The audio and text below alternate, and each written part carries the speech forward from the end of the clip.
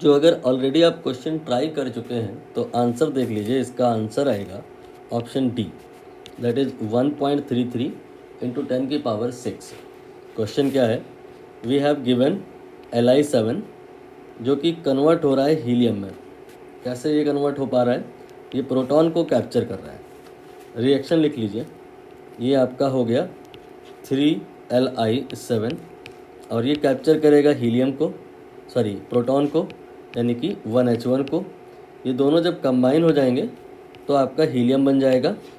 अब आप यहाँ पे रिएक्शन को बैलेंस करा लीजिए, ये आपका जुड़ गया तो यहाँ पे टोटल 3 और 1 मिला के 4 हो गया, बट इधर 2 ही है, तो इसका मतलब हीलियम के यहाँ पर 2 न्यूक्लियस बनेंगे, 1 नहीं बनेगा।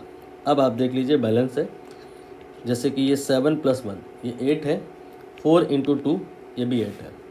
बैलेंस रिएक्शन हो गई है। और अब आप सभी का मास देख लो, जैसे कि ये आपका Li का मास है 7.0160 AMU। और इसके बाद प्रोटॉन का देख लीजिए, ये प्रोटॉन का हो गया। दोनों को आप चाहिए तो जोड़ लीजिए, ये आप दोनों को जोड़ने जा रहे हैं 7.0160 + 1.079, राइट, एक जीरो शायद कम हो गया है, 0079। तो ये आपका आ जाएगा इन टोटल 8.0239। तो आपके न्यूक्लियर रिएक्शन में रिएक्टेंट साइड का मास अब नोन हो गया है। प्रोडक्ट साइड पे कितना आएगा, प्रोडक्ट साइड में ये हीलियम है और इसका मास उन्होंने बता दिया है, दिस इज 4.0026। तो टोटल कितना होगा, कोई एक हीलियम तो है नहीं, यहाँ 2 है, तो मल्टीप्लाइड बाई 2 कर देंगे तो ये आपका आ जाएगा 8.0026 का डबल 52। अब आप कंपेयर करिए, क्या रिएक्टेंट साइड और प्रोडक्ट साइड दोनों तरफ मास इक्वल है? ऐसा तो नहीं है, यहाँ पर मास ये ज़्यादा है और ये कम है, तो दोनों को घटा करके मास में जो डिफेक्ट हुआ है वो निकाल लीजिए 8.0052। यह आपका आ जाएगा 0.0187। तो कोई अगर एक रिएक्शन आप कंसीडर कर रहे हो तो उस एक रिएक्शन में 0.0187 के बराबर का मास में डिफेक्ट हुआ है, और एक रिएक्शन जो आप कंसीडर किए हो उसमें Li यूज़ कितना हुआ है, this much amount of the helium sorry lithium जो यूज़ हुआ है और इतना डिफेक्ट हो गया है। तो हम यहाँ पर फ्रैक्शन निकालेंगे, वो फ्रैक्शन जो लॉस हुआ है या जो डिफेक्ट हुआ है, फ्रैक्शनल डिफेक्ट इन मास।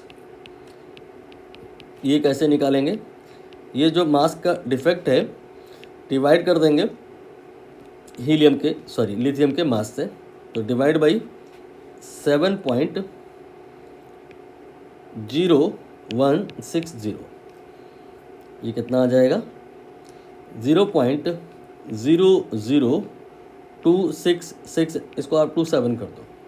ये आपने फ्रैक्शनल डिफेक्ट निकाला है।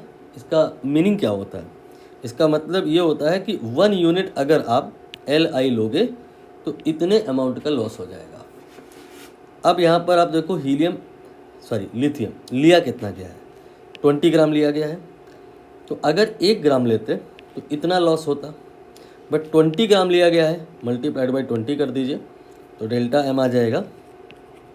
इसमें आपने मल्टीप्लाइड बाई 20 करना है, बहुत आसान जाएगा ये। तो ये आपका आ जाएगा 0.054 अप्रॉक्स में बात कर रहा हूँ, इतने ग्राम का मास में डिफेक्ट हुआ है if we take 20 gram lithium, right. अब इस मास के डिफेक्ट की वजह से एनर्जी जनरेट होगी। अगर आप जूल में निकालना चाहते हैं तो वेरी सिंपल, E = mc² लगाइए और C की जो SI यूनिट में वैल्यू होती है रख दीजिए, आंसर आ जाएगा। फिर आप जूल को kWh में कर सकते हैं, या तो फिर आप डायरेक्ट यूज़ कर लीजिए। फार्मूला होता है क्या कि 1 ग्राम जो अगर मास में डिफेक्ट हुआ है तो उसके इक्विवेलेंट जो एनर्जी होती है वो होती है 25 × 10⁶ kWh। यहाँ पर 1 ग्राम डिफेक्ट तो नहीं हुआ है, तो जितना हुआ है मल्टीप्लाइड बाय दैट। तो इसमें हम क्या करेंगे, 0.054 में मल्टीप्लाई कर देंगे। किस चीज़ का मल्टीप्लाई कर देंगे, 25 इंटू 10⁻6 का। तो यहाँ पर 0.054 मल्टीप्लाइड बाई 25, ये आपका आ जाएगा 1.33 इंटू 10⁻6। हो सकता है आपको अभी मैंने ये जो फार्मूला बताया है ये याद ना हो। इन दैट केस कैसे करेंगे, इन दैट केस आप E=mc² अप्लाई करेंगे। m की वैल्यू कितनी लेंगे, 0.054, बट ये ग्राम में है, आपने 10⁻³ मल्टीप्लाई करना है। अब ये किलोग्राम में हो जाएगा। इसके बाद c की वैल्यू 3 इंटू 10⁸ मीटर पर सेकेंड स्क्वायर ऑफ दैट। इससे जो एनर्जी आएगी that will be in joule, और जूल को किलोवाट आवर में कन्वर्ट कैसे करते हैं, इसके लिए हम मल्टीप्लाई कर लेते हैं, डिवाइड कर लेते हैं। याद होगा आपको, बहुत बचपन में ही आपने इस फार्मूले को पढ़ लिया होता है। क्या करना होता है, डिवाइड करना होता है 3.6 इंटू 10⁻6, तो आंसर kWh में आ जाता है। ये भी उतना ही आएगा। और जो फार्मूला अगर आपको नहीं पता है तो लिख लीजिए। होता क्या है कि 1 kWh इक्वल टू होता है 3 into 10⁻6 joule. Due to that ये फैक्टर यहाँ पे डिवाइड में आ गया है।